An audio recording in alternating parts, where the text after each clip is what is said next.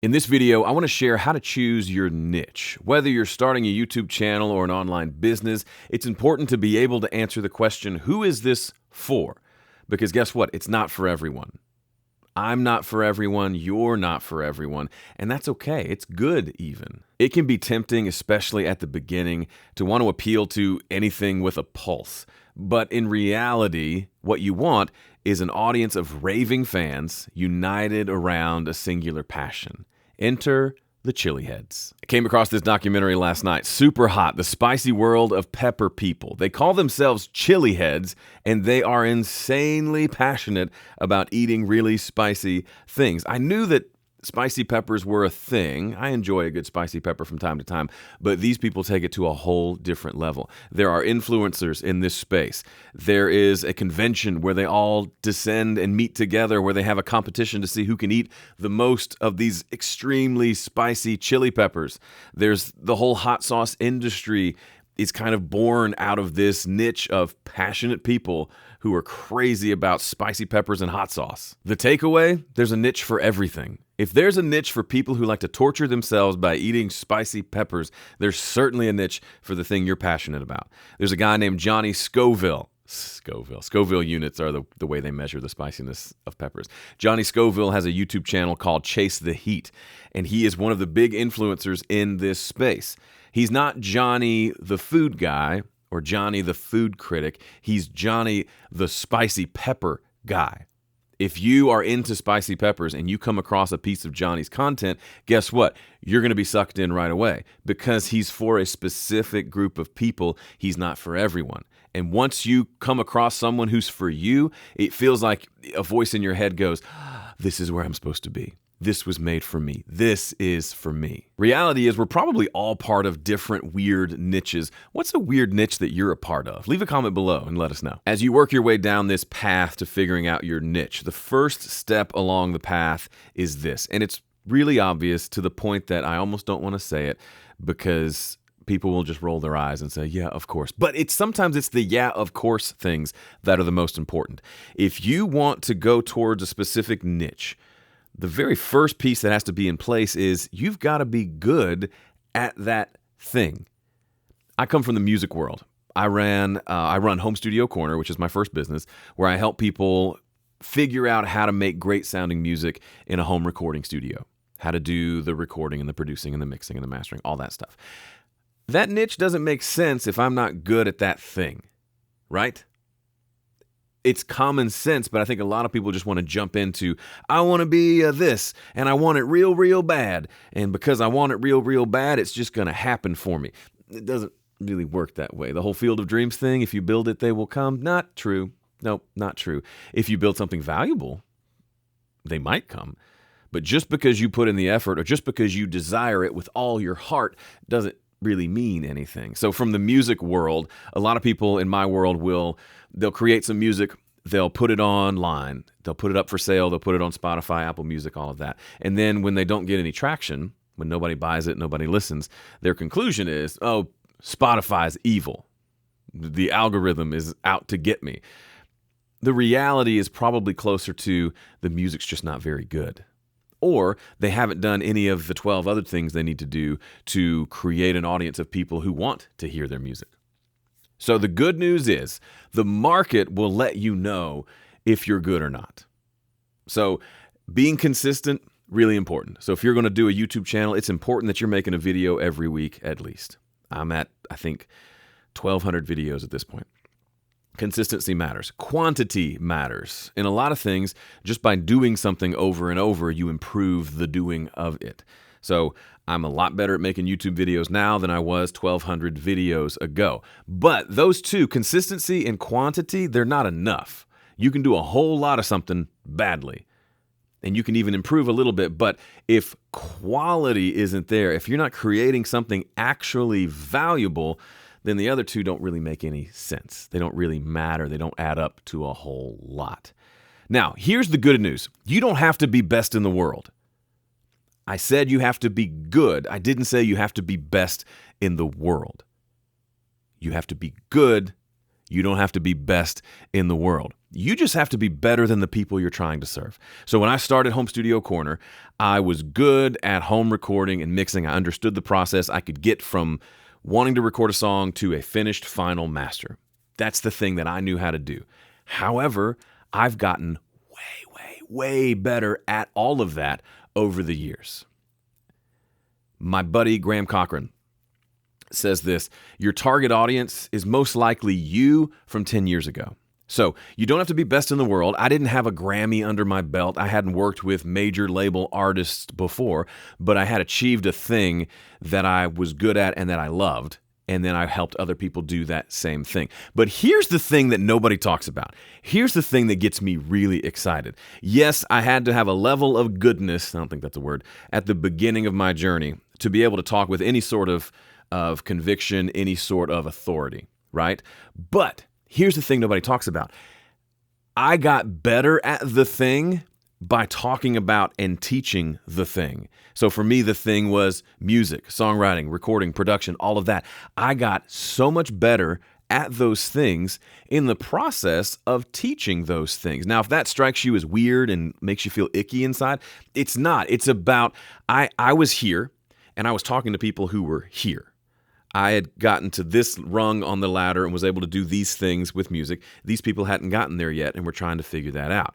But I wasn't at the top of the ladder, so I kept climbing, and these people kept climbing with me. And guess what? They get to here where maybe I was at the beginning of the journey, but now I'm several rungs up. I've gotten better at these specific things when it comes to making music. I've improved the quality of my recordings and my process and my, all those things. So now I've gotten myself better. They've all gotten better. And now the people at the very bottom, I'm still valuable to them, of course, but now I'm also valuable to the people here. I kept growing and learning, and so these people grew and learned with me. You don't have to be the top expert in your field to be valuable to people. You just have to be good. You just have to be at some level. You're not at rung 0 on the ladder. You're at rung 1 or rung 2, and there are people at rungs 1 and 0 who need help and who want to get to where you are. So maybe you have a good idea of what your niche needs to be, but the next thought in your head is probably something along the lines of, no, well, other people are already doing it. Or there's already a lot of people talking about this. There's no room for me. I can prove that wrong right now, okay? I'm going to give you a little quiz. And if any of the questions on this quiz are true, then that premise that there's not enough room for you is decidedly false. So just to review, your thought process is there's too many people doing this, there's not room for me. I'm about to prove you wrong. So are any of these true? Do you have more than one musician in your music library? If I opened up your Spotify, Apple Music, do you only listen to one artist? Chances are no. Is there only one book in your library on a specific topic or at the library? Is there only one business book? Only one book on religion? Only one book on how to build a bridge? No. Is there only one YouTube channel that you watch? Do you only have one friend? Do you only have one outfit? Do you only watch one TV show or one movie over and over again? Is there only one car that everyone in the world drives? No. If it was all about there's already one, so I don't need to make one, then there wouldn't be all those cars on the road. There would be Kias, and that's it, right? But there are, because we need variety. And there's plenty of room out there for all of us. In fact, if there are people out there talking about your topic, that's good news. That's really good news. That means there's an audience of people that are interested in the same thing you are interested in. But also that means the existing creators in that space are now potential collaboration partners. Or there are different groups of audiences that maybe you can tap into eventually. Once you get good at this, maybe you do a guest post for them or have them interview on your thing. And now you're slowly getting exposed to the audience that already exists out there. At this point, you're probably circling a couple of ideas of niches you want to get into, but you're still not quite sure how to hone in on the one and really just give yourself to the one. Let's talk about that using some visual aids. All right, let's kick things off with 3 circles. The first circle here is passion. What is something that you could talk about for the next 10 years and not get tired of? Where does your mind wander when you're bored? What is the topic that you get most excited about when people approach you about it? What makes you feel the most alive? That can be any number of things, but that's the first question. The next question is proficiency. So what things are you good at, right? Where are you skilled? Where do you have wisdom about specific practical things? A good way to kind of answer that question is, what kind of things do people ask me about? And they say, hey, can you help me with this? Or, hey, what are your thoughts on this? Where are you demonstrating that you're really good at something and people are asking you to do that thing? And then the final circle is profit. This is the money. This is obviously a big piece of why you're even watching this video. You want to figure out, is there money to be made from this thing? Okay? So those are the three things. Now, they obviously intersect, and these intersections are actually really important. So the first intersection we'll talk about is this one, between passion and profit. If you're really passionate about something and you're trying to make money from it, but you're not very proficient at it, this ends up just being empty hype. This is where scam artists live. This is where people just try to get you real hyped up and take your money. We don't want to live there. That's not a fun place to live. The other place is proficiency and profit. So something you're very good at and something that can make you money. That's also known as a job. Now, I got nothing against jobs. Jobs are great. I personally don't want a job because a job pays me a set amount of money to do a set specific skill, and that's it. I want more ownership. Also, I want to engage my passion. Now, it's possible you can be passionate about your job, but you're probably watching this video because maybe that's not the case. Up here, where passion and proficiency meet, what happens when those two collide? When those two collide, you get some goodness. You create value because you're passionate about something and you're also very good at it. So you have proficiency. So that means you can create real value for people. You can combine your passion with what you're good at to help other people get good at that thing, right? That's a huge, huge thing.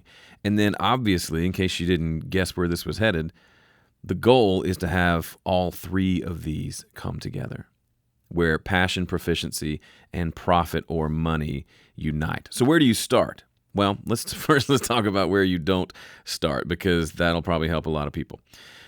Don't start here, of course, for sure. But also, eventually we want you to get out of the job. What I'm trying to say is, do not start with money. Don't start here.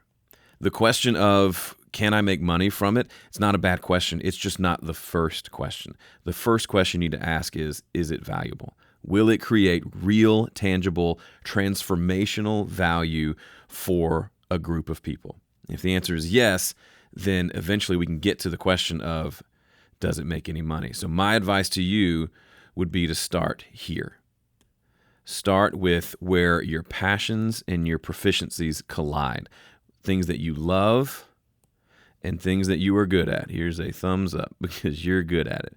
Where do those two things collide? That's where you're going to create your biggest impact, your biggest amount of value. That's where all the possibilities live. To summarize and probably oversimplify, find an audience that you can give a whole bunch of value to. If you give a whole bunch of value to that audience, money will just hit your bank account. Nope, that's not true. Giving value doesn't mean you make money, but it gives you a chance to then ask for money in return. That asking a lot of times looks like sales and offers. And guess what? The asking part doesn't have to be sleazy. It doesn't have to leave you feeling like you need to take a shower. It's a very normal and natural and logical next step after you've given a lot of value. We'll talk about that more in a future video. However, if you'd like to know how all of this fits into my entire business model that I've used for Home Studio Corner the last 15 years that I'm using now, check out a free masterclass that I created. Just go to joegilder.biz/game to check out my business game plan. Also, if you haven't seen this video on how to create big income from a small audience, check that out now. Thanks for watching. See you in the next one.